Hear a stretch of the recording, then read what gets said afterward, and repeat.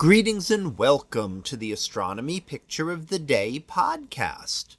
Today's picture is titled Sibling Supernova Remnants. So what do we see here?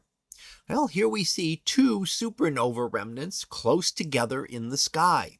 On the right-hand side, we see what is known as the Jellyfish Nebula, a supernova remnant primarily in the yellow and blue colors present, and just to the left of it, we see a little bit of purple color, which is another supernova remnant.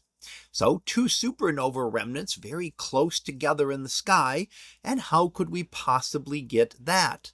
Well, this could be an example, and what one of the recent studies has shown, we think it is that two stars that were part of a binary system went supernova. So one supernova occurred first, and that gave us the remnant that we see now in purple. That's the older supernova remnant there.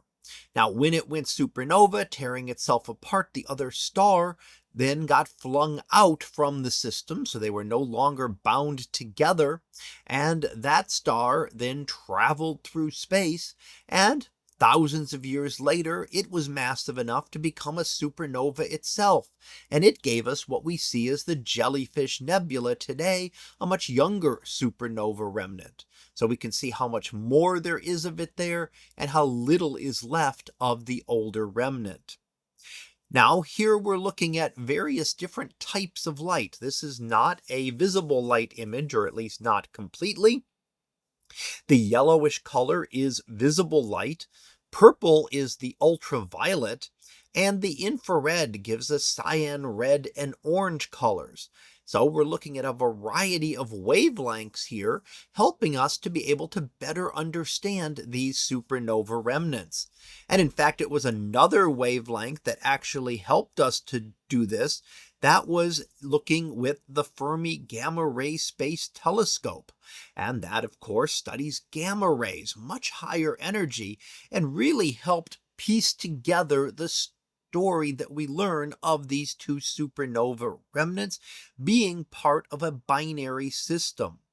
So, binary system with two very massive stars where one goes supernova could disrupt the system and fling the other star out across space. So we can end up there with two supernova remnants relatively close to in the sky that were once from two stars that were once part of the same binary system together. So one of the reasons we like to study across the spectrum, looking at all different types of light, is that we learn more about objects. We see different things when we look at different wavelengths, helping us to piece together a complete picture. So that was our picture of the day, titled Sibling Supernova Remnants. We'll be back again tomorrow for the next picture.